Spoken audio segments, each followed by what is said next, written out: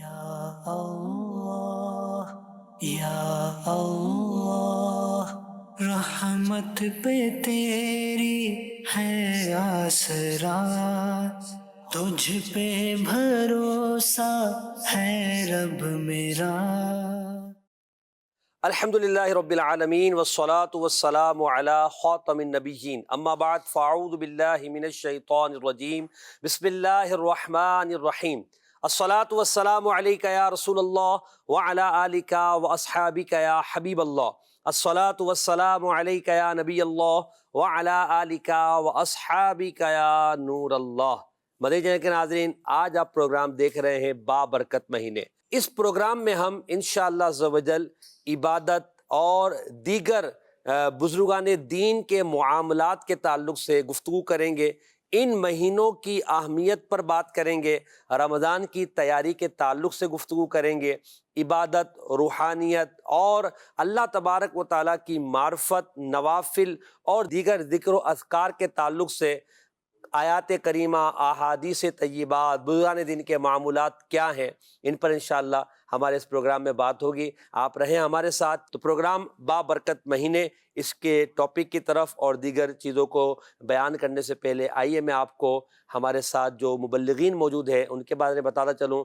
مبلغ دعوت اسلامی محمد فراز اتاری مدنی ہمارے ساتھ تشریف فرما ہے، مبلغ دعوت اسلامی محمد خالد امیر اتاری ہمارے ساتھ تشریف فرما ہے، اور مبلغ دعوت اسلامی محمد شاہزیب اتاری ہمارے ساتھ تشریف فرما ہے۔ انشاءاللہ ہم گفتگو بھی کریں گے، کلام بھی ساتھ میں انشاءاللہ ہم اپنے پروگرام میں شامل کریں گے۔ آئیے پہلے ہم درود پاک کی فضیلت کو شامل پروگرام کرتے ہیں۔ اللہ کے پیارے نبی مکی مدنی صلی اللہ تعالی علیہ وآلہ وسلم کا فرمان عالی شان ہے، قیامت کے دن اس کی دہشتوں اور حساب کتاب سے جلدی نجات پانے والا وہ شخص ہوگا جس نے دنیا میں مجھ پر زیادہ درود پاک پڑھے ہوں گے۔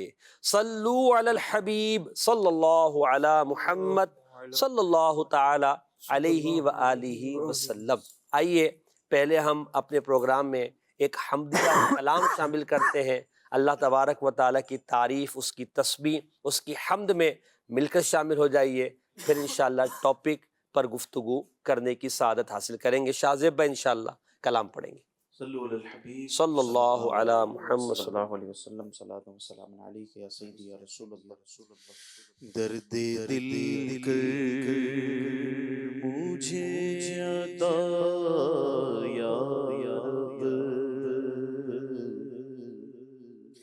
درد دل کر مجھے عطا یا رب، درد دل کر مجھے عطا یا رب، دے میرے درد کی دوا یا رب، دے میرے درد کی دوا یا رب، دے میرے درد کی دوا یا رب، لاج رکھ لے گناہگاروں کی، لاج رکھ لے گناہگاروں کی، لاج رکھ لے گناہگاروں کی، نام رحمان ہے تیرا یا رب، عیب میرے نہ کھول محشر میں، عیب میرے نہ کھول محشر میں، عیب میرے نہ کھول محشر میں، نام ستار ہے تیرا یا رب، نام ستار ہے تیرا یا رب، نام ستار ہے تیرا یا رب،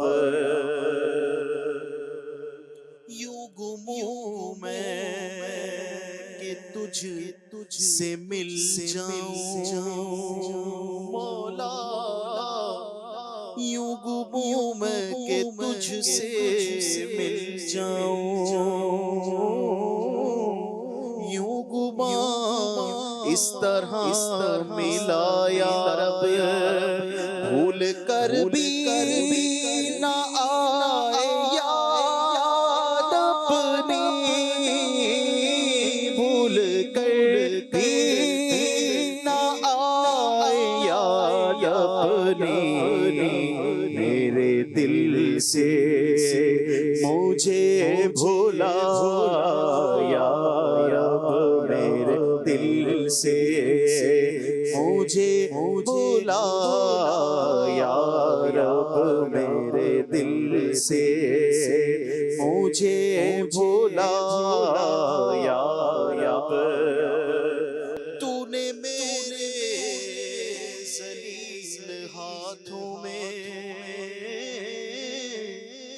دامن مصطفیٰ دیا یا رب، تو نے دی مجھ کو نعمت اسلام، پھر جماعت میں لے لیا یا رب، کر دیا تو نے قادری ہم کو، کر دیا تو نے قادری ہم کو، تیری قدرت کے میں فدا یا رب، تیری قدرت کے میں فدا یا رب، تیری قدرت کے میں فدا یا رب، تو حسن کو اٹھا حسن کر کے مولا، تو ہمیں بھی اٹھا حسن کر کے، تو حسن کو اٹھا حسن کر کے، ہو مع الخیر خاتمہ یا رب، ہو مع الخیر خاتمہ یا رب، درد دل کر مجھے عطا یا رب، دے میرے درد کی دوا یا رب۔ ہائے ہائے، تو ایسا گما کہ مجھے اپنا بھی پتہ نہ چلے۔ کیا خوبصورت دعا مولانا حسن رضا خان حسن رحمۃ اللہ تعالیٰ علیہ نے اللہ پاک کی بارگاہ میں کی ہے۔ تو یہ جو کیفیت ہے نا کہ بندہ اللہ کی محبت میں ایسا گرفتار ہو، اور محبت اللہ سے سب سے زیادہ ہونی چاہیے، کیونکہ قرآن مجید فرقان حمید نے یہ بیان کیا ہے کہ مومن سب سے زیادہ اپنے رب سے محبت کرتا ہے۔ ہم مومن ہیں، ابھی یہ بھی تو کلام میں ہم نے سنا نا کہ اللہ نے ہمیں اسلام دیا، اللہ نے ہمارے ان گندے ہاتھوں میں دامن مصطفیٰ دیا، اللہ پاک نے ہمیں اہل سنت و جماعت بنایا، رب کی رحمت ہے۔ تو جب اللہ نے ہمیں اسلام دیا، اپنی معرفت عطا فرمائی، تو ہمیں اللہ کی محبت کی طرف ہمیں بڑھنا چاہیے، اور محبت کی وجہ سے بندہ اللہ کی عبادت میں لذت پاتا ہے اور عبادت کی طرف بڑھتا ہے۔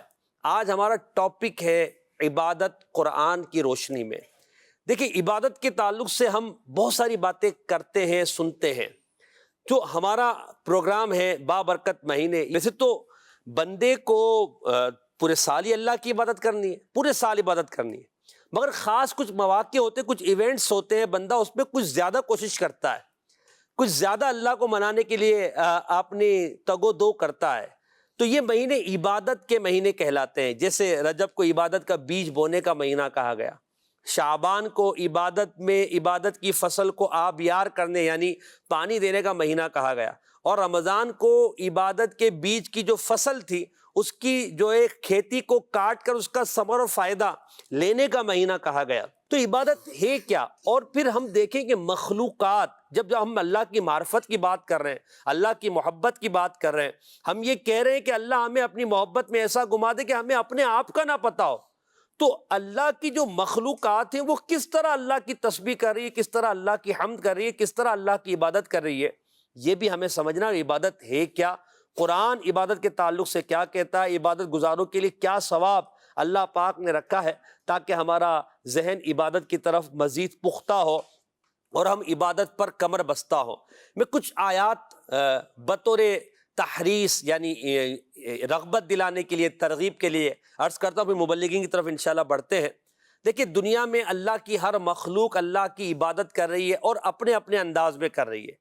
انسان کو جس طرح عبادت کا حکم دیا گیا ہے وہ کیا ہے اور کس طرح بندے کو عبادت کرنی چاہیے، اس پر تو ہمارے مبلغین انشاءاللہ بات کریں گے، مگر آپ آیت سنیں۔ سورہ بنی اسرائیل میں اللہ پاک فرماتا ہے وَإِن مِّن شَيْءٍ إِلَّا يُسَبِّحُ بِحَمْدِهِ وَلَٰكِن لَّا تَفْقَهُونَ تَسْبِيحَهُمْ، یعنی یہ فرمایا جا رہا ہے کوئی بھی چیز ایسی نہیں جو اللہ پاک کی حمد کرتے ہوئے اس کی تسبیح نہ کرے، اس کو سراہتے ہوئے اس کی پاکی نہ بولے، مگر تم کو ان کی تسبیح سمجھ میں نہیں آتی، تمہیں اس کا شعور نہیں، ہم نہیں سمجھ پاتے کہ وہ کیا تسبیح کرے۔ اس پر مفسرین نے کلام کیا ہے۔ آگے چلے سورہ حج میں اللہ پاک فرماتا ہے الم تری ان اللہ یسجد لہ من فی السماوات ومن فی الارض والشمس والقمر والنجوم والجبال والشجر والدواب وکثیر من الناس، کیا تم نہیں دیکھتے کہ وہ سب جو آسمانوں میں ہے اور جو زمین میں ہے، یہ سورج اور یہ چاند اور یہ تارے اور یہ پہاڑ اور یہ درخت اور یہ جانور اور بہت سے انسان اللہ کے آگے سربہ سجود ہے۔ اب دیکھیں دیگر چیزوں کا رب تعالیٰ نے ذکر کیا، شمس کا، قمر کا، نجوم کا، جبال کا، شجر کا، اور پھر جب انسانوں کی بات ہے تو کثیر من الناس، بہت سے انسان، سارے انسان اللہ کی عبادت نہیں کر رہے، انسان اللہ کی عبادت سے بعض غافل ہیں۔ تو اب یہاں فرمایا گیا کہ یہ ساری چیزیں، پہاڑ بھی اللہ کی عبادت کر رہا ہے، ایک بندہ ہے جو غافل ہے۔ جب ساری چیزیں اللہ کی عبادت کر رہی ہے اور اللہ نے ہمیں نعمتیں دی اور فرمایا وَإِن تَعُدُّوا نِعْمَتَ اللَّهِ لَا تُحْصُوهَا، اگر تم اللہ کی نعمتوں کو شمار کرنا چاہو تو نہیں کر سکتے۔ تو اب عبادت کی طرف ہمیں آنا ہے، اور عبادت کیا ہے اس پر ہمیں انشاءاللہ بات کرنی ہے۔ مبلغین ہمارے ساتھ ہیں، آپ ہمارے ساتھ رہیں، سنیں عبادت کیا ہے اور عبادت کا مفہوم کتنا وسیع ہے اور اس میں کیا کیا چیزیں آتی ہیں اور کتنا آسان اگر ہم چاہیں تو اپنے دن کو عبادت میں گزار سکتے ہیں۔ کچھ کنڈیشنز ہیں، ان کنڈیشنز کو ہمیں لینا پڑے گا، ان شرائط کو پورا کرنا پڑے گا، انشاءاللہ ہم عبادت میں اپنے وقت کو گزارنے والے بن جائیں گے۔ تو پروگرام آپ آخر تک پورا دیکھیں، انشاءاللہ ہم عبادت کے مفہوم کو سمجھنے میں کامیاب ہوں گے، اور اللہ نے چاہا اللہ کی بارگاہ میں دعا کریں گے کہ اللہ ہمیں عبادت کی توفیق بھی عطا فرمائے، آمین بجائے خاتم النبیین صلی اللہ تعالی علیہ وسلم۔ بڑھتے ہیں مبلغین کی طرف۔ پہلے ہمارے خالد امیر بھائی سے میں سوال کروں گا کہ حضور عبادت، جیسے ہم لفظ عبادت سنتے تو بہت ہیں، بچپن سے ہی سن رہے ہیں، مسلمان کے گھر میں پیدا ہوئے، اچھا لفظ عبادت دیگر قوموں میں بھی، چاہے وہ مسلمان نہ ہو، ان کی عبادت وہ کسی کی بھی کرتے ہوں، معبودان باطل کی، لفظ عبادت ہے ضرور، عبادت ہے کیا، اس کو تھوڑا سا ڈیفائن کریں تاکہ ہم عبادت کے مفہوم کو سمجھنے میں کامیاب ہو جائے، پھر انشاءاللہ قرآنی آیات اور اس پھر اقسام پر بھی بات کرتے ہیں۔ بسم اللہ الرحمن الرحیم۔ بندہ مومن کی یہ خوش نصیبی ہے کہ وہ اللہ رب العالمین ہی کی عبادت کرتا ہے اور اسے ہی مستحق عبادت سمجھتا ہے۔ عبادت کے معنی اور مفہوم کے حوالے سے علماء نے کافی تفصیلی بحث کی ہے، لیکن ہم کوشش کریں گے کہ یہاں پر اس کو اس اختصار کے ساتھ بیان کریں کہ وہ یاد رکھنا بھی آسان ہو، صحیح، اور معنی بھی جو ہے وہ کلیئر ہو جائے۔ ٹھیک ہے۔ رب العالمین جل وعلا نے بندوں کو احکامات سکھاتے ہوئے سورہ فاتحہ میں یہ بات ارشاد فرمائی ایاک نعبد و ایاک نستعین، سبحان اللہ، کہ اے ہمارے رب، اللہ تبارک و تعالیٰ کی تعریف بیان کرنے کے بعد، اس کی پاکی بیان کرنے کے بعد بندہ مومن کو یہ تعلیم ہوا کہ وہ یہی کہے کہ اے میرے رب، میں تجھ ہی کو عبادت کے لائق سمجھتا ہوں اور تیری ہی عبادت کرتا ہوں۔ صحیح، تو یہاں آیت کریمہ کے تناظر میں علماء نے عبادت کا معنی بیان کیا کہ عبادت کا معنی اور مفہوم کیا ہے۔ صحیح، عبادت کا معنی اور مفہوم بیان کرتے ہوئے ایک بات یہ بیان کی گئی کہ عبادت کا مطلب ہے عاجزی کا اظہار کرنا، خشوع اور خضوع ظاہر کرنا، ٹھیک ہے، اپنے آپ کو ذلیل و حقیر سمجھنا، یہ سارے معنی لغوی طور پر عبادت کے بیان کیے گئے۔ صحیح، جبکہ اصطلاحی طور پر یہ معنی بیان کیا گیا، یعنی عبادت کسے کہیں گے، ایک آسان مفہوم اور آسان مضمون ہمیں کیا عبادت کا سیکھنے کو ملے گا؟ فرمایا گیا کہ کسی کو عبادت کے لائق سمجھتے ہوئے اس کی نہایت تعظیم کرنا یہ عبادت ہے، اور بندہ مومن جو ہے وہ عبادت کے لائق صرف اللہ وحدہ لا شریک کو سمجھتا ہے۔ صحیح، اسی لیے یہاں بیان کر دیا گیا ایاک نعبد، ہم صرف تیری ہی عبادت کرتے ہیں، صحیح، یعنی نہایت تعظیم جس کی جائے گی اور عبادت کا لائق سمجھتے ہوئے کی جائے گی وہ اللہ رب العالمین ہی کی ذات ہے۔ واہ واہ، اس کیا کی بات، تعظیم میں اس کی اطاعت شامل ہے، اس کی فرما برداری شامل ہے۔ اب اس کی فرما برداری کو دیکھا جائے گا کہ وہ کتنی وسعت رکھتی ہے، اس کے احکامات کتنی وسعت رکھتے ہیں، پھر جس قدر وسعت اس کے احکامات رکھتے ہیں جی، اتنا ہی زیادہ وسیع مضمون عبادات کا ہوتا چلا جاتا ٹھیک، ہے، چاہے وہ حقوق اللہ کے قبیل سے ہو یا حقوق العباد کے قبیل سے۔ صحیح، مالی طور پر بندہ عبادت کرے، جسمانی طور پر عبادت کرے، یا اور کوئی طریقہ ایسا اختیار کرے کہ جس میں یہ دونوں ہی چیزیں ایک ساتھ شامل ہو جائیں، صحیح، یہ اللہ رب العالمین کی اطاعت کرتے ہوئے، فرما برداری کرتے ہوئے، اس کی تعظیم کرنے کے لیے اسے مستحق عبادت سمجھتے ہوئے بندہ جو کام کرے گا وہ عبادت واہ کرے گا۔ واہ واہ، یعنی اپنی زندگی کو اللہ تعالیٰ کی اطاعت و فرما برداری میں اس کو تعظیم کا مستحق سمجھتے ہوئے اس کے آگے جھک جانا اور اس کی فرما برداری کرنا، یہ آسان انداز میں، اگرچہ اس کو تھوڑا سا مزید اگر آسان ہم کرنا چاہیں تو یوں بھی ہو سکتا ہے کہ اللہ تعالیٰ کی پسندیدہ کاموں کو کر لینا اور ناپسندیدہ کاموں کو چھوڑ دینا، یہ عبادت کو آسان انداز میں اگر ہم سمجھ لیں، اس میں اگر اپنی زندگی گزار لیں تو فراز بھائی مزید آپ کیا فرماتے ہیں لفظ عبادت کے تعلق سے؟ لغوی معنی بھی بیان کیا، کچھ تعریف بھی ذکر کی، آپ کیا فرماتے ہیں عبادت کو ہم کس طرح سمجھیں؟ جیسے ہمارے خالد بھائی نے بتایا کہ عبادت کا معنی اور مفہوم یہ بڑا وسیع ہے، اور علماء نے اس پر کئی ابحاث کی ہیں اور اس کی تعریف بھی مختلف انداز میں کی ہے۔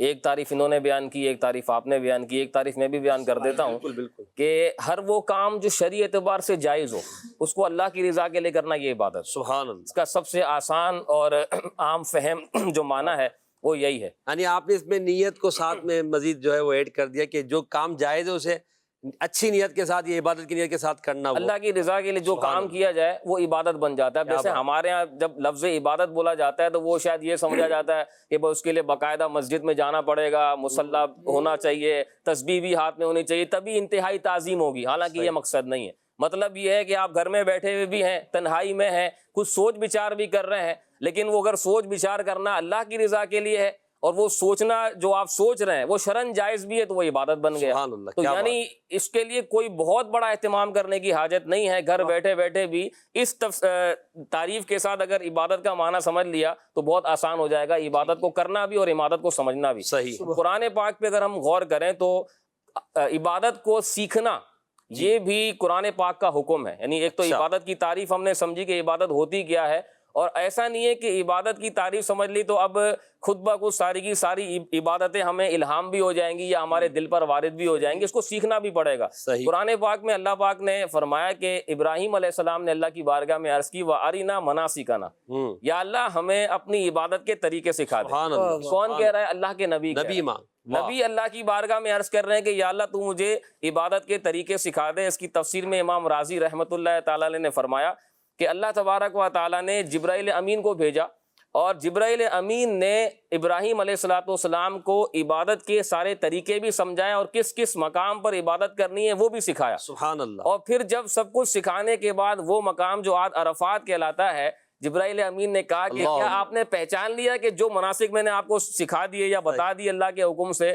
تو آپ نے فرمایا کہ ہاں میں نے جو ہے وہ عبادت کے طریقے بھی سیکھ لیے اور عبادت کے مقامات بھی سیکھ لیے۔ جس مقام پر انہوں نے یہ کہا تھا کہ عرف تھا، اس مقام کو عرفات کہا جاتا ہے۔ پہچان جانا، کیا پہچان جانا؟ رب تبارک و تعالیٰ کی عبادت کس انداز میں کرنی ہے اور کس مقام پر کرنی ہے، اس کو جو ہے وہ باقاعدہ قرآن میں بیان کیا یعنی حضرت ابراہیم علیہ السلام جب وہ عبادت کی معرفت کو کما حقوق، جب آپ نے اقرار کیا کہ میں پہچان کے اس مقام کو مقام عرفہ، پہچان کا مقام، سبحان اللہ، کتنی خوبصورت۔ یعنی اب یہ تصور ہو عرفات کے میدان میں ہو کہ یہاں عبادت کے مفہوم کو سمجھنا ہے اور ہم بھی سمجھ جائیں اللہ کرے کہ عبادت کیا ہے، تو اللہ کرے گا تو انشاءاللہ معرفت الہی بھی مل جائے گی۔ اسی طرح قرآن پاک کے بالکل شروع کے اندر سورہ بقرہ میں اللہ پاک نے ارشاد فرمایا یا ایھا الناس اعبدوا ربکم الذی خلقکم والذین من قبلکم لعلکم تتقون۔ جی جی، اب اس آیت کے اندر بھی عبادت کا حکم دیا گیا. صحیح. قرآن پاک میں کئی مقامات پر عبادت کا حکم ہے. یہاں پر لوگوں کو مخاطب کر کے عبادت کا حکم دیا گیا. اس کی تفسیر میں علماء نے یہ فرمایا کہ یہاں جو لفظ ناس بیان کیا گیا اس کا مطلب یہ ہے کہ عبادت صرف مسلمان کے لیے نہیں ہے, صحیح, بلکہ غیر مسلم کو بھی عبادت کا حکم ہے. اس کے لیے عبادت کیا ہے؟ اس کے لیے بنیادی عبادت یہ ہے کہ وہ اللہ پر ایمان لے کر آئے اور پھر جو فروعات ہیں اس پر وہ عمل کرنے والا بنے. اور جب بندہ عبادت کرتا ہے تو پھر اس کا نتیجہ کیا حاصل ہوتا ہے؟ فرمایا لعلکم تتقون, تاکہ تم پرہیزگار بن جاؤ. جب بندہ عبادت کرتا ہے اور جو عبادت کے طریقے ہمیں بتائے گئے اس کے مطابق اگر کرے گا, اور پھر قرآن پاک میں کئی مقامات پر فرمایا کہ دین کے لیے اپنے آپ کو خالص کر لو, جب خالص ہو کر اخلاص کے ساتھ عبادت کرے گا تو تقویٰ و پرہیزگاری بھی حاصل ہو جائے. کیا بات ہے, ماشاءاللہ. یعنی عبادت کا عام لوگوں کو بھی, یعنی چاہے مسلمان ہو چاہے غیر مسلم ہو, سب کو حکم ہے. مسلمانوں کو حکم یہ ہے کہ وہ اللہ کی عبادت کریں جو احکام دیے گئے, اور غیر مسلموں کو حکم یہ ہے کہ وہ عبادت ایمان بجا لے آئیں, ایمان لے آئیں, اس عبادت کو کر لیں تو پھر وہ دیگر عبادات کے جو احکام کے پابند ہو جائیں گے. اللہ ہمیں توفیق دے کہ ہم بھی عبادت کی طرف بڑھنے میں کامیاب ہو جائیں. عبادت میں گزرے میری زندگانی, عبادت میں گزرے میری زندگانی, کرم ہو کرم یا خدایا الہی, کرم ہو کرم یا خدایا الہی, مجھے نیک انسان بنایا الہی. آمین. سب مدنی چینل کے ناظرین, ہمارے مبلغین نے عبادت کے معنی اور پھر قرآنی آیات کے ذریعے جو گفتگو کی ہے, اس کو سمجھنے کے بعد جیسے ایک گفتگو آپ نے یہ بھی فرمائی, خالد بھائی نے بھی کہا, آپ نے بھی کہا کہ بھی صرف تسبیح لے کر یا نماز کی حیت جو ہم بیان کرتے ہیں وہ, یا روزہ یا زکوٰۃ, یہ بھی عبادت ہی ہے اور اعلیٰ ترین عبادت ہے. مگر یہ کہ ہر وہ کام جو اللہ کی رضا کے لیے کیا جائے جس کو شریعت اجازت دیتی ہے وہ عبادت ہے. اس مفہوم کو اگر ہم سمجھ لیں تو مسلمان کی پوری زندگی عبادت ہو سکتی ہے. یعنی اس کا کھانا پینا, اٹھنا بیٹھنا, لینا دینا اور گفتگو کرنا اور دیگر جو امور مملکت چلانا, امور خانہ داری چلانا, لوگوں کے ساتھ اس کے جو حسن معاشرت کے جو پہلو ہیں وہ سب کے سب عبادت ہو سکتے ہیں. اس میں اصل یہ ہے کہ بندہ شریعت کی پابندی کرے, اور دوسرا یہ کہ اس میں اچھی نیت کر لے, اللہ کی تعظیم کی اور اللہ پاک کی اور اس کے پیارے نبی کی فرما برداری کی نیت کر لے تو وہ عبادت ہو جاتی ہے. تو یہاں جو ہم قرآن مجید کے روشنی میں ابھی جیسے ہمارے خالد بھائی نے کہا کہ ہم ایاک نعبد, ہم صرف تیری ہی عبادت کرتے ہیں, یعنی اللہ پاک ہی کو عبادت کے لائق سمجھتے ہیں, عبادت کسی اور کے لیے جائز نہیں سمجھتے. اچھا یہ جو بات ہے نا, جسے آپ نے ابھی فرمایا کہ عبادت کے لائق تو اللہ پاک کو ہی سمجھتے. اب جیسے فراز بھائی نے کہا کہ بھائی ہر وہ کام جو اللہ کی رضا کے لیے کیا جائے وہ جائز ہے تو وہ بھی عبادت. اب مثال کے طور پر میں فراز بھائی کے ساتھ جو ہے وہ حسن سلوک کروں, میں ان کو تحفہ دوں, اور یہ جائز ہے. اچھا اس میں حدیث میں اس کی ترغیب بھی ہے, محبت بھی بڑھے گی. اب میں اس میں رضا الہی کی نیت کر رہا ہوں تو یہ فرمایا گیا کہ یہ عبادت ہے. ایک طرف ہم کہہ رہے ہیں کہ ایاک نعبد, ہم عبادت تیری ہی کرتے ہیں. تو یہ بات بسا اوقات وسوسے میں مبتلا کر دیتی کہ یار یہ ہم کہتے ہیں عبادت تو اللہ ہی اگر یہ کام کیسے عبادت ہو گیا. اب پھر مثال کے طور پر نبی پاک علیہ الصلوۃ والسلام کی رضا کے لیے ہم کوئی کام کریں تو ہم کہتے ہیں وہ بھی عبادت ہے. تو عبادت میں جیسے یہ سارے امور شامل ہیں اور پھر صرف عبادت اللہ ہی کی ہے, تو یہ جو صرف اللہ کے لیے عبادت ہے اور سارے امور بھی شامل, اس کو ہم کس طرح آسان انداز میں سمجھیں کہ بھئی یہ سب کچھ جو ہے وہ ایاک نعبد ہی ہے. سبحان اللہ. اللہ رب العالمین نے جب ہمیں مکلف بنایا ہے عبادت کا, اچھا دو چیزیں یہاں بیان کرنا چاہتا ہوں. پہلے میں یہ چیز لے لیتا ہوں کہ ایک ہے عبادت اختیاری, صحیح, اور دوسری ہے عبادت اضطراری. عبادت اضطراری مطلب بندہ نہ چاہتے ہوئے اپنی چاہت کے دخل کے بغیر بھی عبادت پر مجبور ہو جائے, یعنی کرنا ہی اور کرنی ہی ہے. وہ عبادت ہے انسانوں کے علاوہ جو مخلوقات اللہ رب العالمین کی عبادت میں لگی ہوئی ہیں وہ ان کی عبادت ہے. وَإِن مِّن شَيْءٍ, جی, وَإِن مِّن شَيْءٍ إِلَّا يُسَبِّحُ بِحَمْدِهِ وَلَٰكِن لَّا تَفْقَهُونَ تَسْبِيحَهُ. تفسیر نور العرفان میں بھی اس بات کو, اس آیت کریمہ کو اسی تناظر میں بیان کیا گیا کہ یہ جو ہر چیز جو اللہ کی تسبیح بیان کر رہی ہے یہ اضطراری عبادت ہے کہ اللہ رب العالمین جل وعلا کی کو سراہتے ہوئے اس کی یہ تعریف بیان کر رہے ہیں، لیکن عبادت اختیاری کا مکلف جو ہے وہ اللہ رب العالمین نے صرف حضرت انسان کو بنایا ہے سبحان اللہ، کہ یہ اللہ رب العالمین کی فرما برداری کرے، اس لیے کہ وہ اللہ کو راضی کرنا چاہتا ٹھیک ہے۔ ہے، جب کوئی بھی کام کرنے میں پیچھے نیت یہ ہوگی کہ میں اللہ کو راضی کرنا چاہ رہا ہوں، تو اگرچہ معاملہ اس کا بندوں کے ساتھ ہوگا لیکن عبادت وہ اللہ کی کہلائے گی۔ سبحان اللہ، ایسے ہی اللہ رب العالمین وہ کیونکہ حکم شریعت، الہی یا حکم شریعت پر عمل کر رہا جی، ہوں، اللہ رب العالمین جل وعلا جو ہے وہ شریعت دینے والا ہے، بالکل، اور مصطفیٰ کریم صلی اللہ تعالیٰ علیہ وآلہ وسلم رب کی شریعت لے کر ہم تک پہنچانے والے یا ہمارے لیے بیان فرمانے والے ہیں۔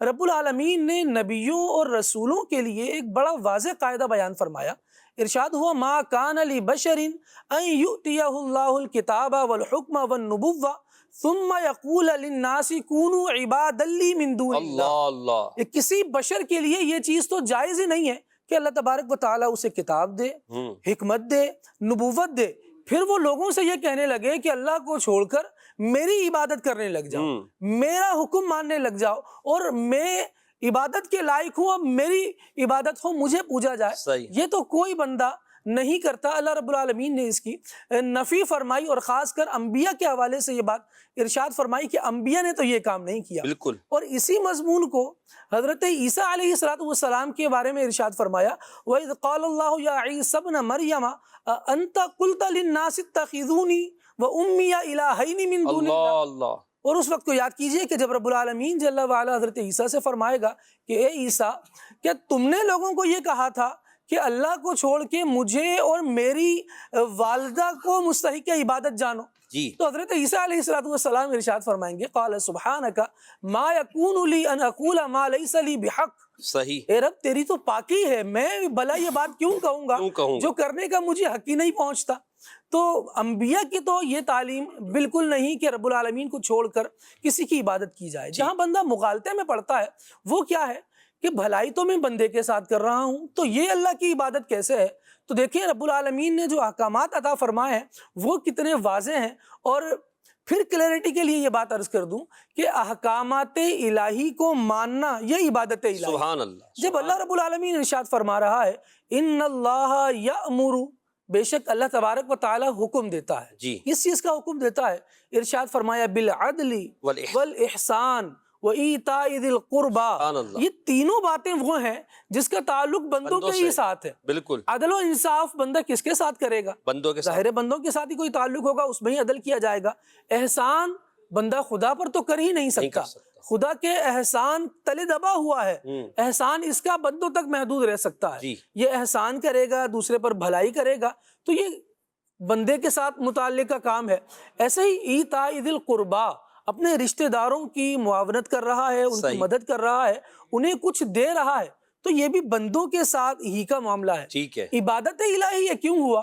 جب پہلی بات پر غور کرتے ہیں نا کہ ان یہ اللہ بندہ کر یأمر، کیوں رہا ہے، واہ تو وہ واہ، بات تھی ان اللہ یأمر، سبحان اللہ، بندے نے اس لیے کیا ہے کیونکہ اللہ نے حکم دیا ہے۔ جی، اللہ کی بات ماننا، اس کی اطاعت کرنا، کیا بات ہے، یہی تو اللہ تبارک و تعالیٰ کی عبادت ہے۔ بہت پیاری بات آپ نے کہی کہ اللہ نے حکم دیا اس لیے کر رہا ہوں، اللہ کے رسول نے فرمایا اس لیے کر رہا ہوں۔ اب وہ چاہے بندوں کے ساتھ تعلق ہو، گھر والوں کے ساتھ ہو، غیروں کے ساتھ ہو، جس کے ساتھ بھی ہو، وہ اللہ کے حکم پر، اس کے رسول کے حکم پر ہے، اس لیے وہ عبادت ہے۔ فراز بھائی، عبادت کے مفہوم کو مزید سمجھنے کی ہم بات یہاں کر رہے ہیں۔ جیسا آپ نے کہا نا کہ زندگی کا ہر کام جو ہے وہ عبادت ہو سکتا ہے۔ غیر مسلم کو اللہ پاک نے حکم دیا ہے کہ عبادت کرو، یعنی آؤ ایمان لے آؤ، ٹھیک ہے۔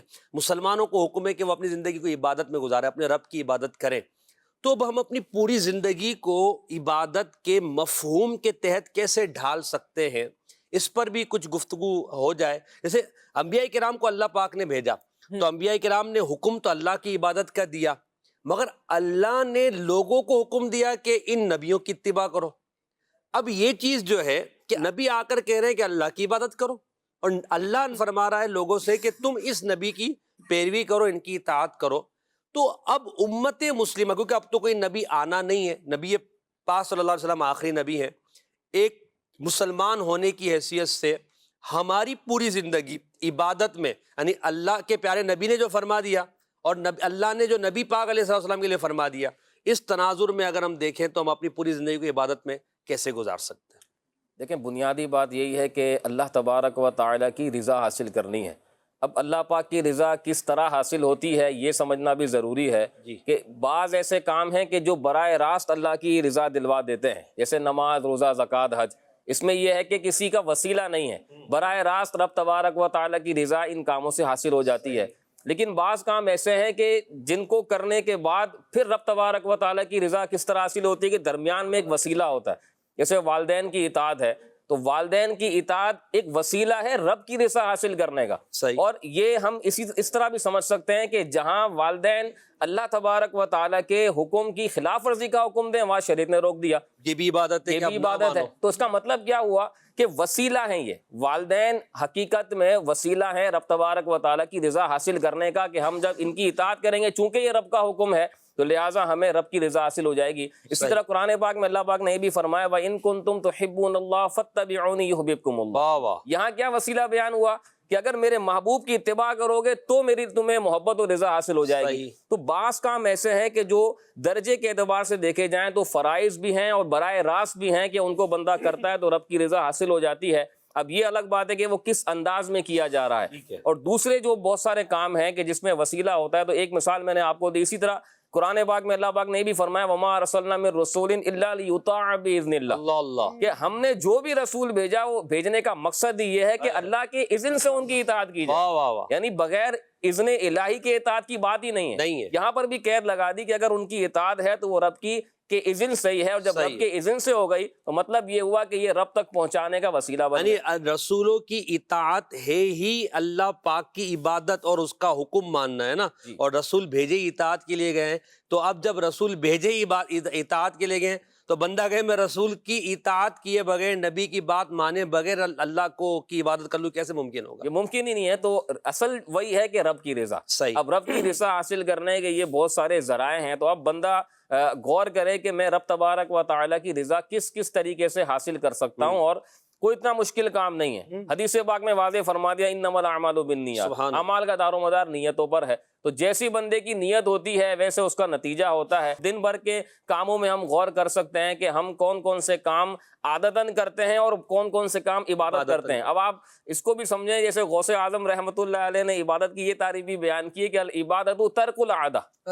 عبادت جو ہے وہ عادت کو ترک کرنے کا نام ہے. اس کا مطلب کیا ہوا کہ بہت سے ایسے کام کہ جو عادتاً کیے جاتے ہیں روٹین میں ہے، لیکن اس کو بھی آپ عبادت بنا سکتے ہیں. فرق کیسے ہوگا؟ نیت سے فرق ہو جائے گا. اب رب تبارک و تعالیٰ کی رضا حاصل کرنا تو آسان ہو گیا نا، کہ کھانا ہے، پینا ہے، سونا ہے، جاگنا ہے، کوئی بھی آپ نے جائز کام کرنا ہے تو وہ کیا ہے، اچھی نیت ہو جائے گی تو رب تبارک و تعالیٰ کی رضا حاصل ہو جائے گی. یعنی یہاں تک کہ سونا بھی اگر اس مقصد سے ہو کہ میں صبح اٹھ کے تہجد ادا کروں گا، فرض نماز ادا کروں گا، یا میں سحری کے لیے سو رہا ہوں یا تہجد پڑھنے کے لیے سو رہا ہوں، تو یہ سارے کام عبادت بن جائیں گے. تو کھانے میں، پینے میں، سونے جاگنے میں اگر اچھی نیت شامل ہو جائے گی تو رب تبارک و تعالیٰ کی رضا حاصل کرنا بھی آسان ہو جائے گا. ایک فارمولہ آپ نے فرمایا نیت، اور دوسرا فارمولہ اگر اس کے ساتھ ہم یوں شامل کر لیں کہ نبی پاک صلی اللہ تعالی علیہ وسلم کی اتباع، حضور صلی اللہ تعالی علیہ وسلم کے طریقے کے مطابق اس کام کو کر لینا، اور پھر وہ نیت اللہ کی رضا کی اور نبی پاک علیہ السلام کی اتباع کی کر لیں، تو وہ سارے کام بھی عبادت ہو جائیں گے. اور سارا جو ہے ہمارا دن بھر کا انداز ہے وہ سب عبادت ہو سکتا ہے. ہم بزرگان دین رحمہ اللہ المبین کو دیکھتے کہ ان کی پوری زندگی عبادت میں گزری ہے، تو وہ عبادت لازم بات ہے. ہر وقت نماز تو نہیں پڑھتے تھے نا، نماز پڑھنے کا ایک ٹائم تھا، تلاوت کا ایک وقت تھا، گھر والوں کے ساتھ ایک وقت تھا، اپنے شاگردوں کے ساتھ، لوگوں کے ساتھ ایک وقت تھا، کمانے کا ایک وقت تھا سب، اور سونے کا بھی ایک وقت تھا. بعض بہت کم ایسے بزرگان دین ہم ان کی پڑھیں تو وہ جو بہت کم سونے والے یا یوں کہیے کہ پوری رات عبادت کرنے والے، تو یہ ایک کیٹیگری یہ بھی ہے. اور اگر اولیاء ہیں یا علماء ہیں جو رات اچھی نیند لیتے ہیں، یعنی 4 گھنٹے 5 گھنٹے 6 گھنٹے، مگر پوری جو اپنی روزمرہ کی روٹین ہے اس میں اطاعت و فرما برداری میں گزارتے ہیں، یہ ساری عبادت ہے. اللہ ہمیں نیک بندوں کا صدقہ عطا فرما دے اور اپنے نیک بندوں کے صدقے ہمیں بھی نیک بنا دے. آمین. عبادت میں، ریاضت میں، تلاوت میں لگا دے دل، عبادت میں، ریاضت میں، تلاوت میں لگا دے دل. مولا عبادت میری آزت میں تلاوت میں لگا دے دل رجب کا واسطہ دیتا ہوں فرما دے کرم مولا رجب کا واسطہ دیتا ہوں فرما دے کرم مولا کرم فرما کرم مولا کرم فرما کرم مولا۔ مدنی چینل کے ناظرین، پروگرام بابرکت مہینے جو ہے اس میں ہم نے کچھ سیگمنٹ بھی رکھے ہیں، تو ہم ایک سیگمنٹ اپنے پروگرام میں شامل کرتے ہیں جس میں قرآن پاک کے تعلق سے اس کی تلاوت، اس کے پڑھنے کے فضائل کو بیان کیا جائے گا۔ سیگمنٹ کا نام ہے برکات قرآن۔ یا اللہ رحمت پہ تیری ہے آسرا۔ ناظرین، آپ ملاحظہ کر رہے ہیں سیگمنٹ برکات قرآن، اور اس سیگمنٹ میں آپ کو قرآن کریم کی تلاوت سے متعلق احادیث اور روایات سننے کی سعادت حاصل ہوتی ہے۔ ایک خوبصورت روایت آپ سے شیئر کر رہا ہوں۔ ان ابی امامہ رضی اللہ عنہ قال سمعت رسول اللہ صلی اللہ علیہ وسلم یقول، حضرت ابو امامہ رضی اللہ عنہ سے یہ روایت ہے کہ میں نے نبی کریم صلی اللہ علیہ وآلہ وسلم کو فرماتے ہوئے سنا، اقرأ القرآن، فرمایا قرآن پڑھا کرو، فَإِنَّهُ يَأْتِي يَوْمَ الْقِيَامَةِ شَفِيعًا لِأَصْحَابِهِ، فرمایا کہ یہ قیامت کے دن اپنے پڑھنے والوں کے لیے شفاعت کرنے والا بن کر آئے گا۔ عن عبداللہ بن عمر رضی اللہ عنہما قال قال رسول اللہ صلی اللہ علیہ وسلم، حضرت عبداللہ بن عمر رضی اللہ عنہ روایت کرتے ہیں کہ نبی کریم صلی اللہ علیہ وآلہ وسلم نے ارشاد فرمایا، یقال لصاحب القرآن، قرآن مجید پڑھنے والوں سے کہا جائے گا، اقرأ ورتقی، قرآن پڑھتا جا اور جنت میں منزل با منزل اوپر چڑھتا جا، ورتل کما کنت ترتل فی الدنیا، اور یوں ترتیل سے پڑھ جیسے تو دنیا میں ترتیل کیا کرتا تھا، تیرا ٹھکانہ جنت میں وہاں پر ہوگا جہاں تو نے آخری آیت تلاوت کی ہوگی۔ سبحان اللہ۔ ایک اور روایت ہے، اور وہ بھی حضرت ابو امامہ رضی اللہ عنہ سے ہی روایت ہے، کہ حدیث پاک کے الفاظ کچھ یوں ہیں، ان ابی امامہ رضی اللہ عنہ قال قال النبی صلی اللہ علیہ وسلم، حضرت ابو امامہ رضی اللہ عنہ سے یہ روایت ہے کہ حضور نبی کریم صلی اللہ علیہ وآلہ وسلم نے ارشاد فرمایا، اللہ تعالیٰ بندے کی کوئی چیز اتنے غور اور محبت سے نہیں سنتا جتنے غور سے اس کی 2 رکعت نماز سنتا ہے۔ وَإِنَّ الْبِرَّ لَا يُضَرُّ عَلَى رَأْسِ الْعَبْدِ مَا دَامَ فِي صَلَاتِهِ، کہ بندہ جب تک نماز میں رہتا ہے نیکی اس بندے کے سر پر سایہ فگن رہتی ہے، سایہ کیے ہوئے ہوتی ہے۔ وَمَا تَقَرَّبَ الْعِبَادُ إِلَى اللَّهِ بِمِثْلِ مَا خَرَجَ مِنْهُ، یعنی القرآن، اور بندے کسی عمل سے اتنا قرب الہی نہیں پا سکتے جتنا قرب کلام الہی یعنی قرآن کریم کے ذریعے سے پا سکتے ہیں۔ اللہ اکبر۔ اللہ کریم کی بارگاہ میں یہ دعا ہے کہ اللہ تعالی ہمیں قرآن کریم کی تلاوت کرتے رہنے کی توفیق عطا فرمائے، اور اس مقدس کلام کی تلاوت کرنے کی سعادت اور توفیق عطا فرمائے۔ ناظرین کرام، کوشش کیجئے روزانہ کچھ نہ کچھ قرآن کریم کی آیات تلاوت کرتے رہا کیجئے، کہ قرآن کریم دلوں کا سکون ہے، جو بے قرار ہیں، جو بے چین ہیں، جن کے دل اطمینان میں نہیں ہیں، تو ان کو چاہیے کہ قرآن کریم کی تلاوت کرتے رہیں۔ اللہ کریم ہمیں سکون قلب عطا فرمائے اور زندگی بھی سکون والی، عافیت والی عطا فرمائے۔ آمین بجاہ النبی الامین صلی اللہ علیہ وآلہ وسلم۔ صلو علی الحبیب صلی اللہ تعالی علی محمد صلی اللہ علیہ وآلہ وصحبہ وسلم۔ صلو علی الحبیب صلی اللہ علیہ محمد صلی اللہ علیہ وسلم۔ برکات قرآن میں قرآن پاک کے فضائل کے تعلق سے، تلاوت کرنے کے فضائل کے تعلق سے بیان کیا گیا۔ اللہ ہمیں توفیق دے کہ ہم تلاوت قرآن کی سعادت زیادہ سے زیادہ حاصل کریں اور اس کا فیضان کو پانے میں کامیاب ہو جائیں۔ کچھ کالز ہیں، آئیے کال شامل کرتے ہیں، پھر مزید ہم قرآن کی روشنی میں عبادت کو سمجھنے کی کوشش کریں گے۔ جی سگے اتار محمد ساجد اتاری عرض کر رہا ہوں، ماشاء اللہ پروگرام بابرکت مہینہ جاری و ساری ہے۔ محسن بھائی کی بارگاہ میں عرض ہے کہ رمضان شریف کے اندر کیا برکتیں ہیں اور اس کی عمرہ کرنے کی کیا فضیلت ہے، اور نعت خواں اسلامی بھائی سے عرض ہے کہ یہ کلام سنا دیجیے۔ مدعا زیست کا میں نے پایا، رحمت حق نے کیا پھر سایہ۔ سوال آپ کا جو ہے رمضان کی کیا برکتیں ہیں، تو کچھ انشاءاللہ ہمارے مبلغین اس پر عرض کر دیں گے۔ میں ایک اور کال لیتا ہوں اور عمرے کے ثواب کے بارے میں بھی انشاءاللہ عرض کرتے ہیں۔ جی کال۔ محسن بھائی، کون سا ایسا عمل کریں جس سے نفلی عبادت کا شوق بھی پیدا ہو جائے اور زیادہ سے زیادہ ہمیں ثواب بھی ملے، اور مجھے کلام بھی سنا دیجئے، جلدی جلدی آ رمضان۔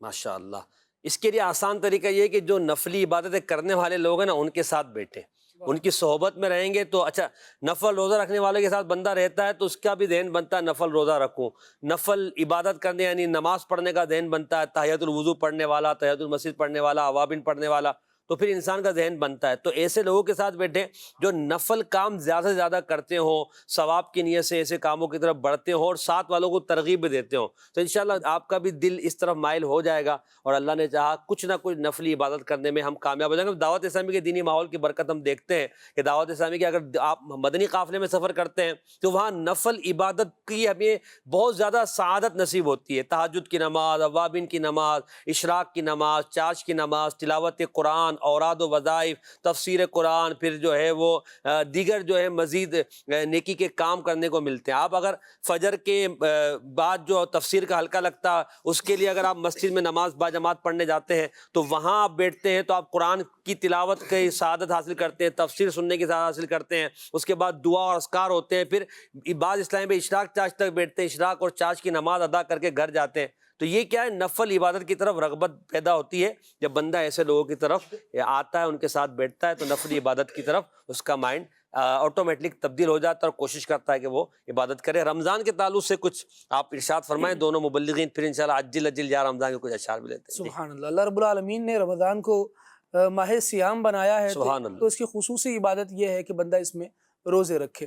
دوسرا یہ کہ اس میں نزول قرآن ہوا، واہ واہ، تلاوت بھی کرے۔ سبحان اللہ۔ ساتھ ساتھ ماہ رمضان میں رب العالمین جب عبادت کا ثواب بڑھاتا ہے تو پلاننگ میں پہلے سے لے لے اسے کہ میں نے کیا کیا کام ہیں جو میں ایزیلی عبادت کی طرف گامزن ہوں تو اس کو اختیار کر سکتا ہوں۔ صحیح صحیح، آج سے یہ سوال ہوا تو مطلب ابھی سے پلاننگ کا ارادہ تو ہے۔ بالکل۔ جب رب العالمین جل وعلا نفلوں کا ثواب فرض کے برابر فرما رہا ہے اور فرض کا ثواب 70 گنا، تو بندے کو ہرس ہوتی ہے کہ وہ ثواب حاصل کرے۔ ظاہر نصیب عمرہ کرنے والا عمرہ کر لے۔ واقع دو عالم صلی اللہ تعالیٰ علیہ وآلہ وسلم نے ارشاد فرمایا، جس نے رمضان میں عمرہ کیا وہ ایسا ہے جیسا اس نے میرے ساتھ حج ادا کیا۔ اللہ اکبر، اللہ اتنی بڑی فضیلت ماہ رمضان میں عمرہ کرنے کی ہے، دیگر عبادات بھی اختیار کرنے کی ہے، اور بالخصوص جو عاشقان رسول حرمین طیبین کی زیارت کے لیے روانہ ہوتے ہیں اور ان دنوں کو وہاں گزارتے ہیں، سعادت مل جاتی ہے، تو ان کے لیے تو یوں سمجھیں کہ ثواب کا ایک انبار ہے، بڑھ جاتا ہے کیا ثواب۔ بات ہے، ماہ رمضان کی وجہ سے ثواب بڑھ گیا، بالکل،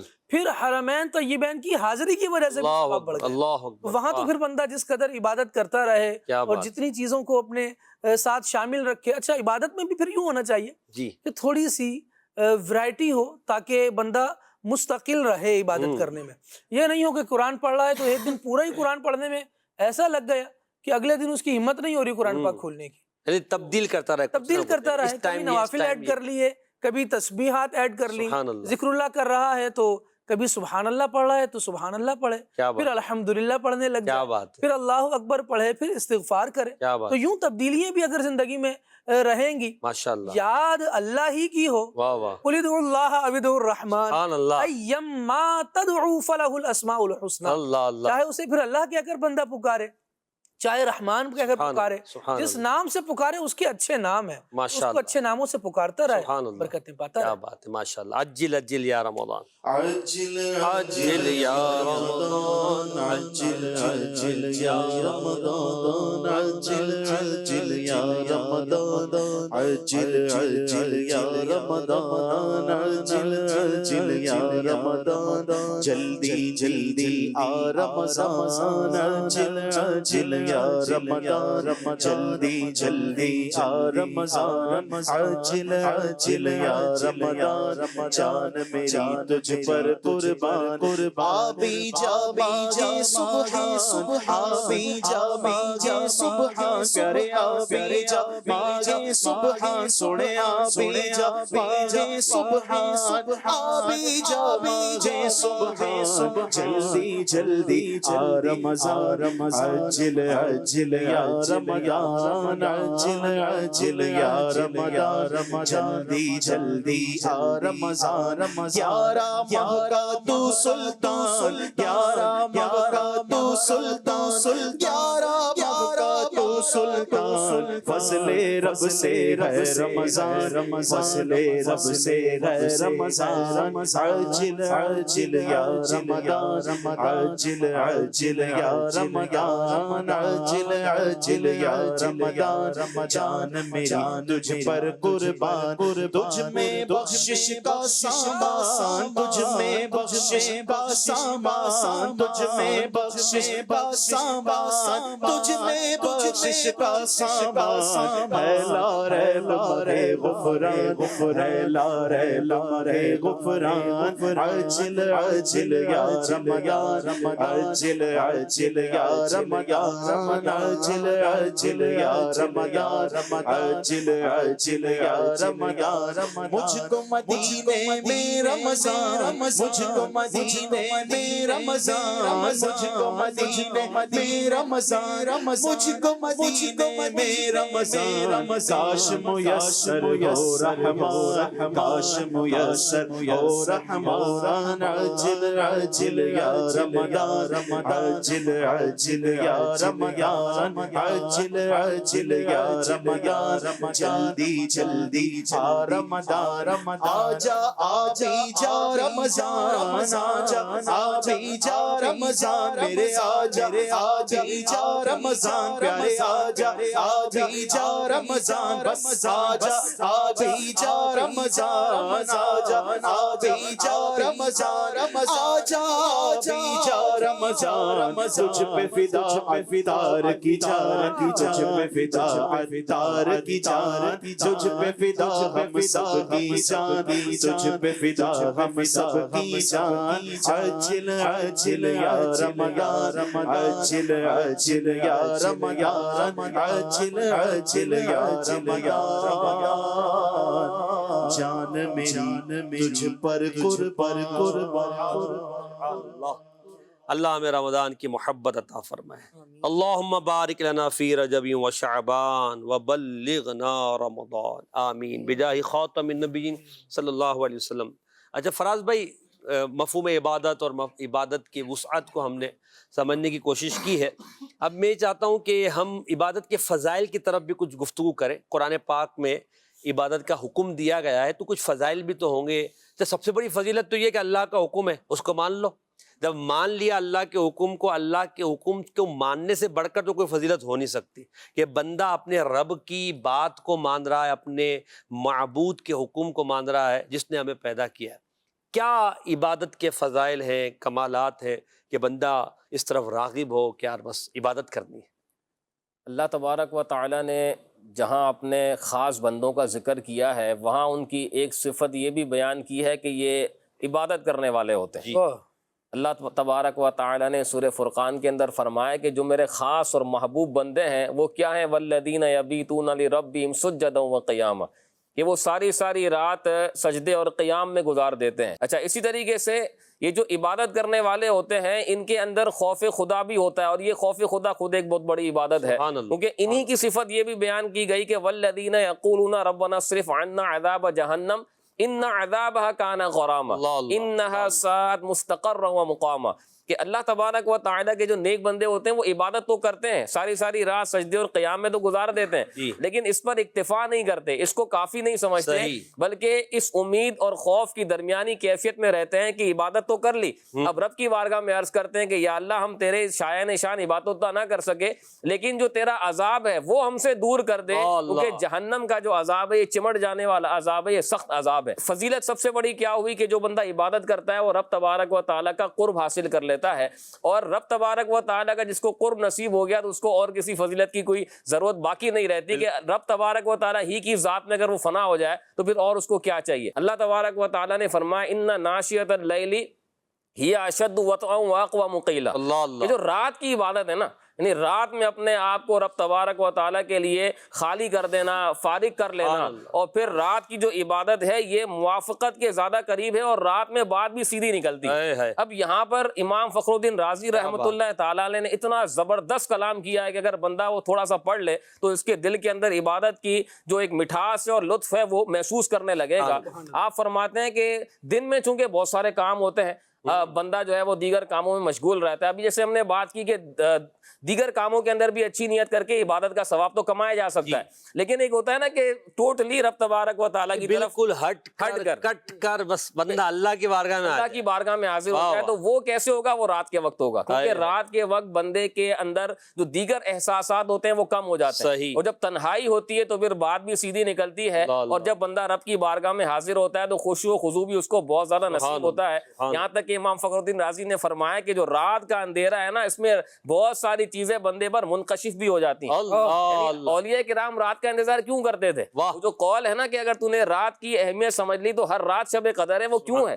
اگر جب رات کو بندہ عبادت کرتا ہے، رب کی بارگاہ میں خالص ہو کے حاضر ہو جاتا ہے، تو رب تبارک و تعالیٰ اس کو اپنے ایسی چیزیں جو دوسروں سے پوشیدہ ہوتی ہیں اس کے جلوے دکھا دیتا ہے۔ اچھا دیکھیں سورۃ المزمل کی اسی آیت کے ساتھ پھر اللہ پاک نے یہ بھی فرمایا وَاذْكُرِ اسْمَ رَبِّكَ وَتَبَتَّلْ إِلَيْهِ تَبْتِيلًا، یہ سمجھا دیا کہ عبادت کرنی ہے تو کس طرح کرنی ہے، کہ تم اپنے رب کا ذکر کرو اور ساری چیزوں سے ٹوٹ کر بس اسی کے ہو جاؤ۔ یہی تو عبادت کا مفہوم ہے کہ اگر آپ کھانا کھا رہے ہیں، پی بھی رہے ہیں، یعنی اس کی وجہ سے امام فخر الدین رازی نے تو دو طرح تفسیریں کی ہیں، ایک تو یہ ظاہری اعتبار سے تفسیر کہ اگر کوئی بھی کام کیا جائے تو وہ رب کی رضا کے لیے کیا جائے، عبادت تو یہ بھی ہے بالکل، لیکن فرماتے ہیں کہ اس آیت کا جو پوشیدہ معنی ہے، جو صوفیانہ معنی ہے، وہ یہ ہے کہ پھر بندے کو کسی چیز کی حاجت نہ رہے، وہ پھر رب تبارک و تعالیٰ ہی کی یاد میں فنا ہو جائے کہ پھر اس کو کھانے پینے کی بھی ضرورت نہ رہے۔ یہ پھر جو بڑے اولیاء کرام ہیں انہی کی شان ہو سکتی ہے کہ جب ہم دیکھتے ہیں کہ اولیاء کرام 40 دن 2 مہینے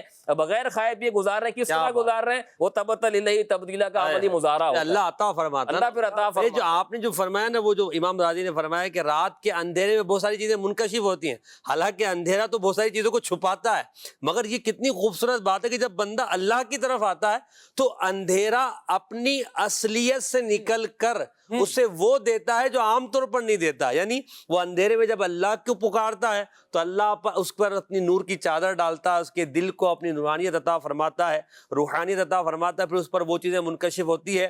پھر ہم یہ دیکھتے ہیں کہ جس کو رات کی عبادت کی لذت مل جاتی ہے نا، اسے پھر اس عبادت کے لیے اس انتظار کرتا ہے کہ یار میں بس اللہ کا ذکر کروں، میں اللہ کے حضور سربا سجود ہو جاؤں اور اللہ کو یاد کروں، اللہ ہمیں نصیب کرے۔ یہاں مجھے مفتی اعظم ہند رحمۃ اللہ تعالیٰ کا وہ جو حمدیہ کلام ہے نا، قلب کو اس کی رویت کی ہے آرزو، جس کا جلوہ ہے عالم میں ہر 400، اس میں ایک شعر آپ فرماتے ہیں جو ہے غافل تیرے ذکر سے ذوالجلال، اس کی غفلت ہے اس پر وبال و نکال، کار غفلت سے ہمیں خدایا نکال، ہم ہو ذاکر تیرے اور مذکور تو۔ اب یہ کتنی خوبصورت دعا ہے، اگر اس کو ہم سمجھیں تو رات میں بندہ اللہ کے ذکر کی طرف ایسا ہو جائے کہ بس میں ذکر کرنے والا اور مذکور اللہ کی یاد ہے، تو کتنا اس کو لطف ملے گا۔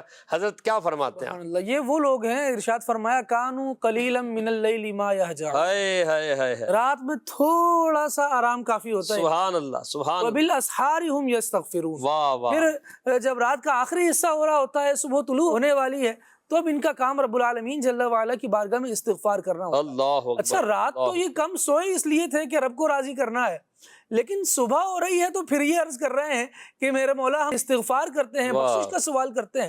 یہ وہ لوگ ہیں کہ جنہیں رب سے مانگنے کی لذت ہی اس سے غافل نہیں ہونے۔ سبحان اللہ یہ سبحان اللہ، ادعونی استجب لکم کا مزہ چکھ چکے ہوتے ہیں۔ واہ وہ واہ، ہے نا امام غزالی رحمۃ اللہ تعالی نے ارشاد فرمایا کہ جب بندہ اللہ تبارک و تعالیٰ کا ذکر کر رہا ہوتا ہے تو اسے شیطان روکنے کی مختلف کوششیں کرتا ہے، جی اور اس کی کوششوں میں سے ایک کوشش یہ ہوتی ہے کہ وہ کہتا ہے کہ جب تیرا دل ذکر میں نہیں لگ رہا تو بس زبان سے کہے جا رہا ہے تو چھوڑ کیوں نہیں دیتا؟ اللہ، اس کے جوابوں میں سے ایک جواب یہ ہوتا ہے کہ خوب توجہ دلائی، صرف زبان لگی ہوئی تھی، اب دل لگا کر اللہ واہ واہ واہ واہ، وہ جب ذکر کی لذت محسوس کر لیتے ہیں تو پھر ان کے انداز یہ ہوتے ہیں۔ رب العالمین جل وعلا نے ارشاد فرمایا بندے کو تو جسم کو آرام چاہیے، وہ لیٹے گا، نیند کرے گا، سکون کرے گا۔ صحیح، مالک کریم کس سے راضی ہو رہا ہے؟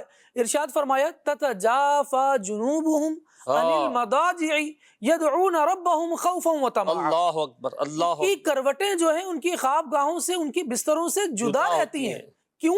یدعون ربہم، اس لیے کہ وہ اپنے رب کی عبادت میں مشغول ہوتے ہیں۔ سبحان اللہ، خوفا وطمعا، اس کا ڈر ہوتا ہے کہ کہیں مولا ناراض نہ ہو جائے، ہائے ہائے، اور اس کی لالچ ہوتی ہے کہ میرے مولا مجھ سے راضی ہو جا سبحان اور اللہ، اپنا انعام عطا سبحان فرما۔ اللہ، اور جو بیان فرمایا گیا نا الایمان بین الخوف والرجاء، جی کہ خوف اور امید کے درمیان ہے ایمان۔ جی، فرمایا اس ایمان کی شان یہ ہے کہ وہ عبادت کے ساتھ اسی طرح معلق رہے۔ اللہ ایک اکبر، طرف اللہ تبارک و تعالیٰ کے ناراض ہونے کا ڈر ہو کہ کہیں ناراض نہ ہو جائے، اور ایک طرف یہ امید ہو کیا کہ میں بات یہ ہے، کام کر رہا ہوں اس لیے کر رہا ہوں کہ میرا رب مجھ سے راضی ہوگا۔ سبحان اللہ، عبادت کے فضائل اگر قرآن مجید سے ماشاءاللہ جس طرح بیان ہوئے، واہ، مزہ آ گیا۔ ایک اور آیت کریمہ سورہ یونس سے جی، میں آپ کے سامنے عرض کرتا ہوں۔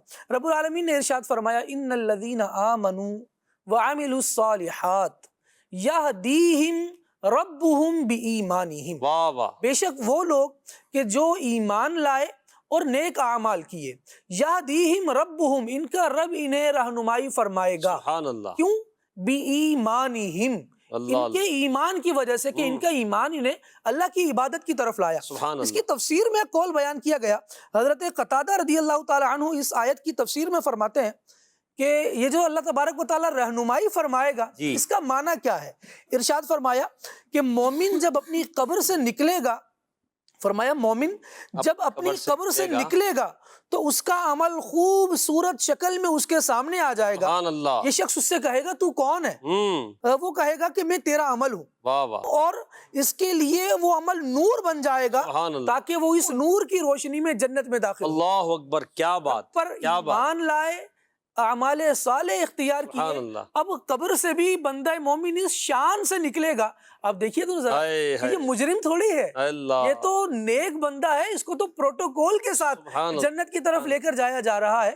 قرآن مجید میں ایک جگہ بیان ہوا وَسِيقَ الَّذِينَ اتَّقَوْا رَبَّهُمْ واہ، إِلَى الْجَنَّةِ زُمَرًا، جو لوگ اللہ رب العالمین جل وعلا سے ڈرنے والے تھے، عبادت والی زندگی گزاری۔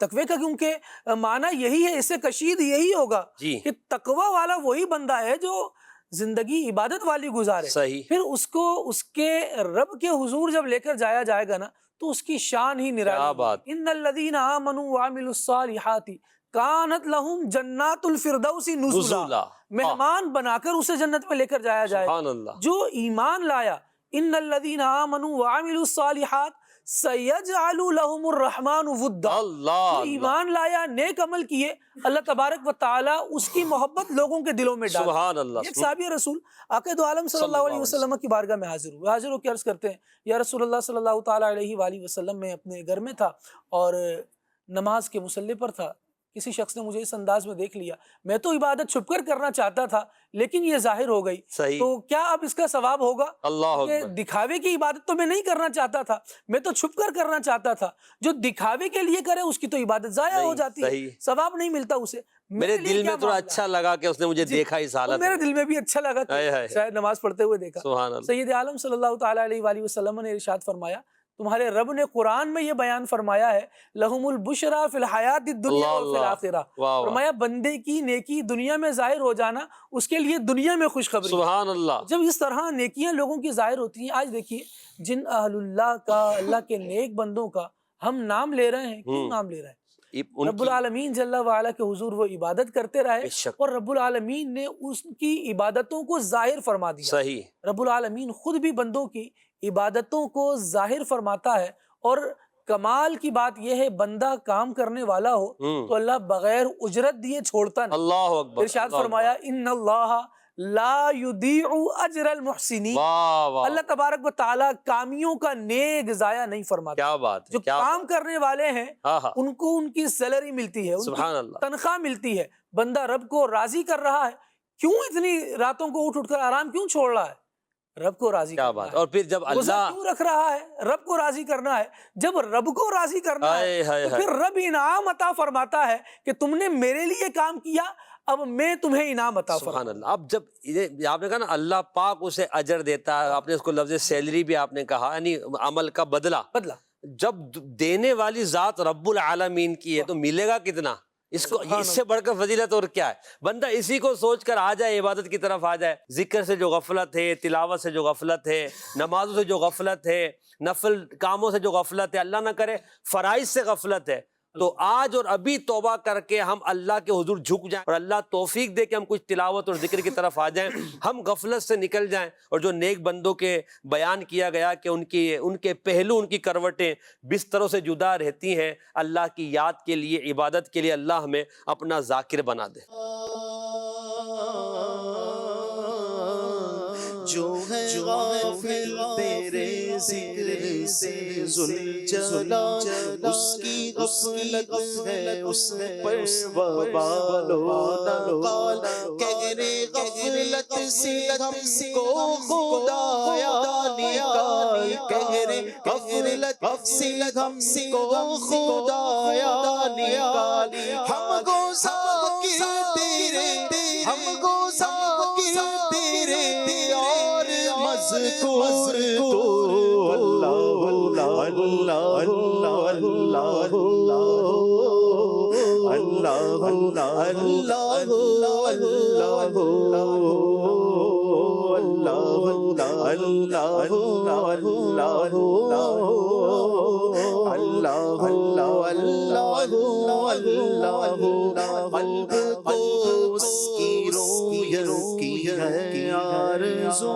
جس کا جلوہ ہے عالم میں ہر چار سو, قلب کو اس کی روی ہے آرزو. جس کا جلوہ ہے عالم میں ہر چار سو, بلکہ خود نفس میں ہے وہ سبحانہ ہو, بلکہ خود نفس میں ہے وہ سبحانہ ہو.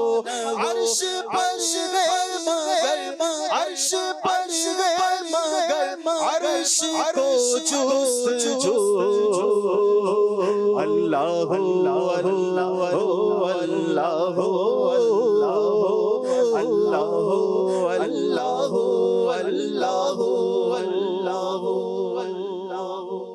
اللہ ہمیں لذت عبادت دے دے, عبادت گزاروں کے صدقے میں لذت عبادت ہمیں مل جائے. آمین بجائے خاتم النبیین.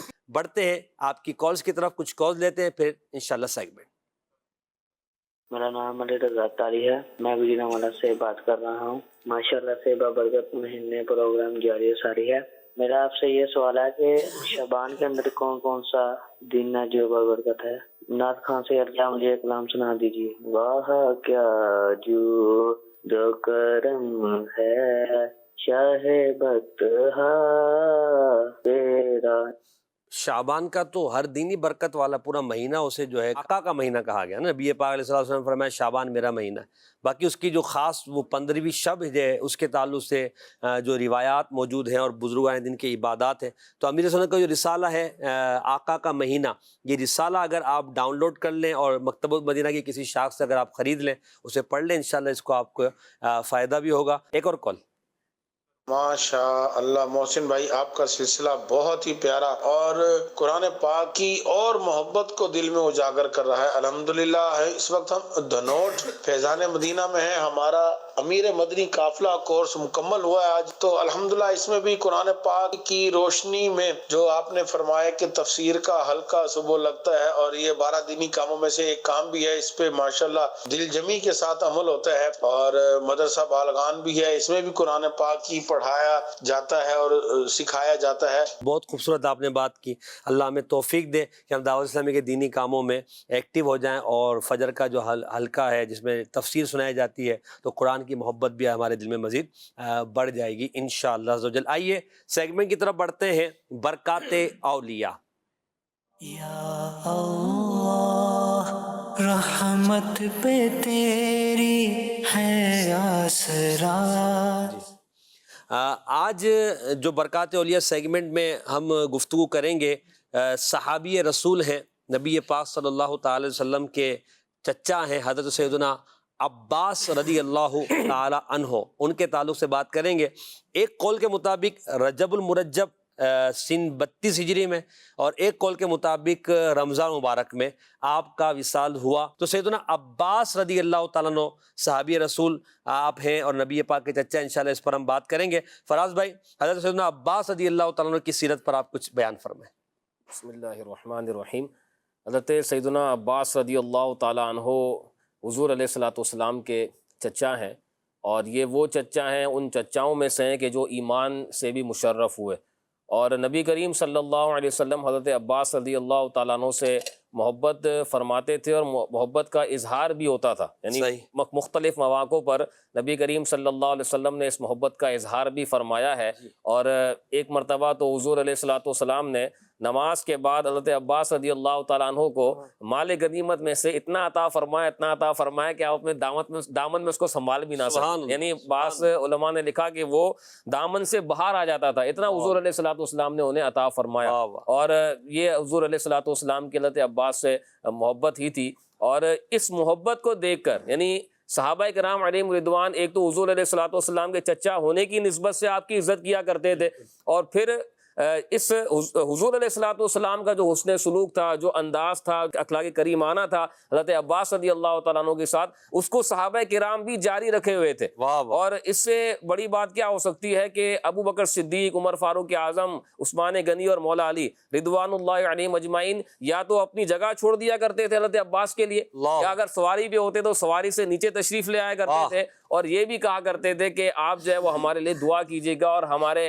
معاملے کی رعایت کیجیے گا، یعنی ہم سے درگزر فرمائیے گا۔ تو یہ صحابہ کرام کا حضرت عباس رضی اللہ تعالیٰ عنہ کے ساتھ ادب و احترام کا معاملہ تھا۔ تو یہ اسی سے حضرت عباس رضی اللہ تعالیٰ عنہ کی فضیلت پتہ چلتی ہے کہ اللہ پاک نے ان کو کیسا مقام عطا فرمایا تھا۔ اور علماء نے لکھا ہے کہ حضرت عباس رضی اللہ تعالیٰ عنہ غزوہ بدر سے پہلے ہی ایمان بھی لا چکے تھے، اور ایمان کو مصلحت کی بنا پر آپ نے پوشیدہ رکھا ہوا تھا۔ لیکن ایک واقعہ جو بدر کے حوالے سے ملتا ہے کہ جب حضور علیہ الصلوۃ والسلام نے جو فدیہ تھا غالباً اس کا جو مطالبہ فرمایا کہ اگر جو قیدی کو رہا کرنے کے لیے جو فدیہ ہوا کرتا ہے، تو جب اس کا مطالبہ کیا تو وہ کہنے لگے کہ میرے پاس تو کچھ بھی نہیں ہے۔ تو نبی کریم صلی اللہ علیہ وسلم نے ارشاد فرمایا کہ آتے وقت جو ام الفضل کو تم جو رقم دے کر آئے تھے، جو درہم و دینار دے کر آئے تھے، اس کا کیا معاملہ ہے؟ اس وقت حضرت عباس رضی اللہ تعالیٰ عنہ نے پھر اس کا اظہار بھی فرمایا، غیب کی خبر دی، عرض کیا کہ میں گواہی دیتا ہوں کہ اللہ تبارک و تعالیٰ نے آپ کو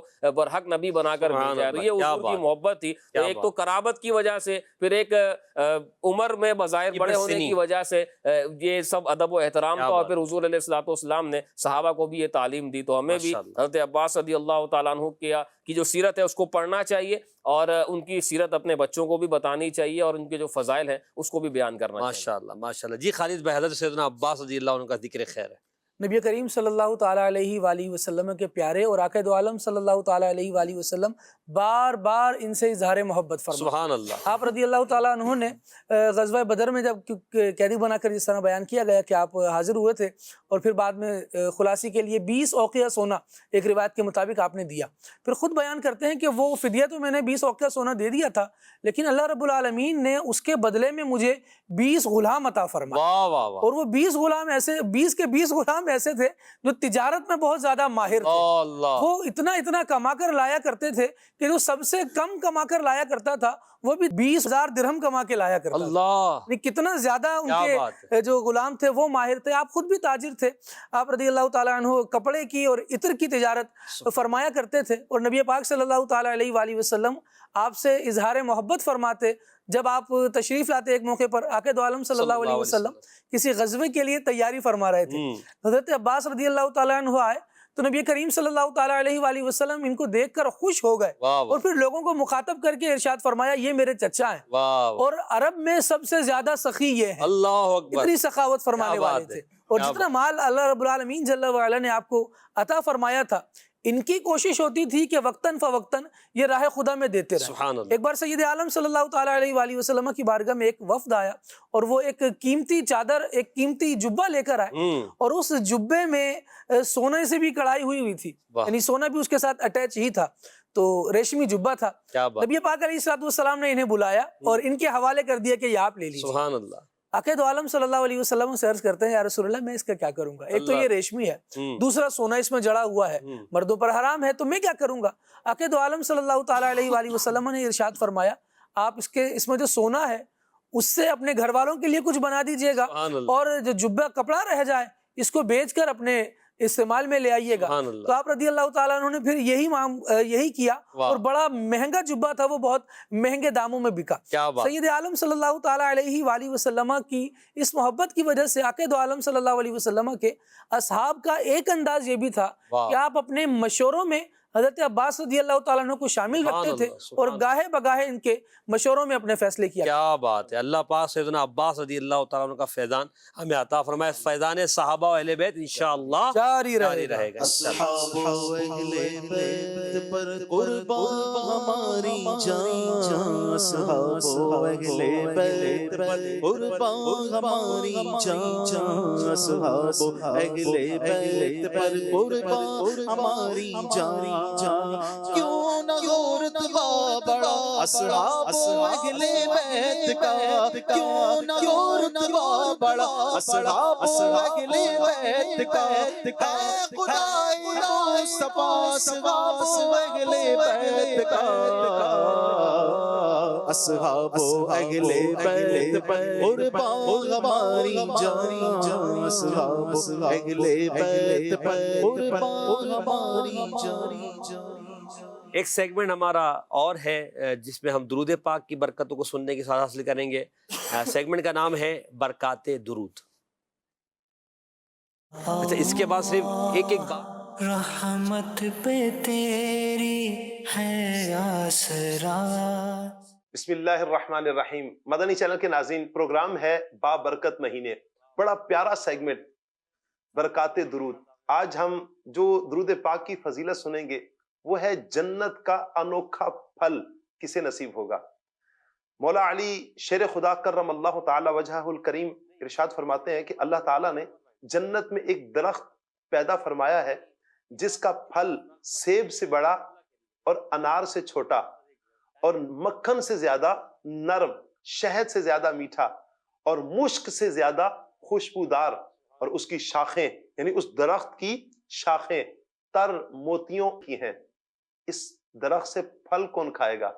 مولا علی شیر خدا کرم اللہ تعالی وجہہ الکریم فرماتے ہیں لا یاکل منها الا من اکثر من الصلاۃ علی النبی صلی اللہ علیہ وآلہ وسلم.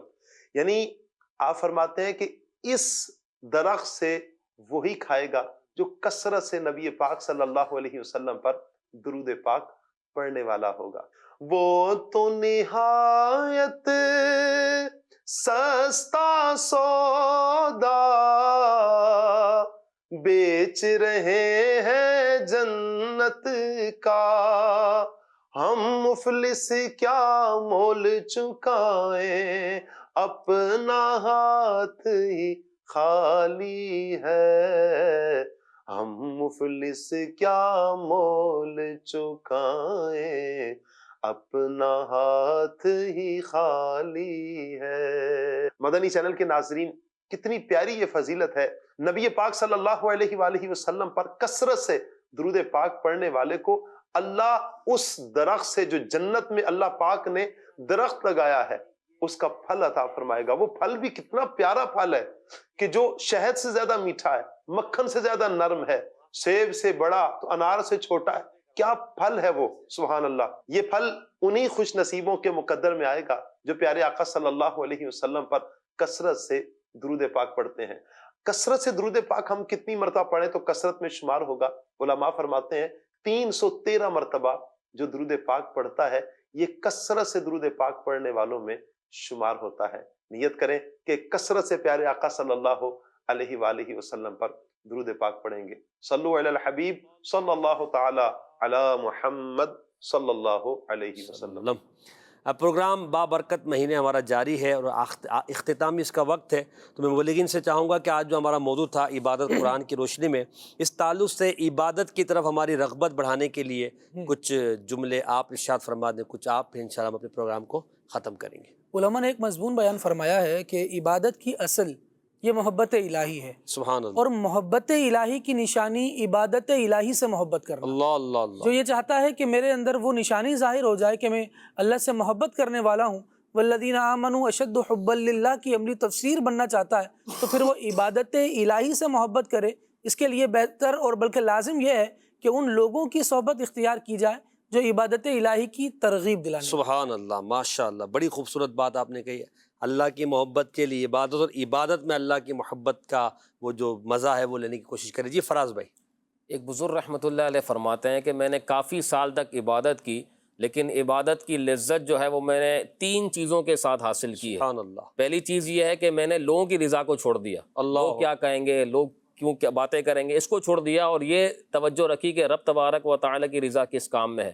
دوسرا یہ کہ میں نے فاسقوں کی صحبت کو چھوڑا اور نیک لوگوں کی صحبت کو اختیار کر لیا. کیا بات. اور فرماتے ہیں کہ تیسرا جو ان کا فرمان ہے کہ میں نے جو ہے وہ دنیا کی محبت کو دل سے نکال دیا. اللہ اللہ. تو جب میں نے ان تینوں چیزوں پر عمل کیا تو مجھے اللہ تبارک و تعالیٰ کی عبادت کی لذت حاصل ہو. سبحان اللہ. اللہ ہمیں عبادت کی حقیقی لذت عطا فرما دے کہ ہم عبادت کریں اور عبادت کی محبت دل میں ایسی راسخ ہو کہ عبادت کے بغیر ہمیں چین نہ آئے. جیسا کہ ہمیں اپنی پسندیدہ چیز کھائے بغیر سکون نہیں آتا, پسندیدہ چیز کو لیے بغیر سکون نہیں آتا, ہمیں عبادت کے بغیر اطمینان نہ آئے. اللہ ہمیں اپنا عابد و ذاکر بندہ بنا لے. آمین بجاہ خاتم النبیین صلی اللہ تعالی علیہ وآلہ وسلم. صلو علی الحبیب صلی اللہ علی محمد صلی اللہ علیہ وسلم. یا اللہ یا اللہ, رحمت پہ تیری ہے آسرا, تجھ پہ بھروسہ ہے رب میرا.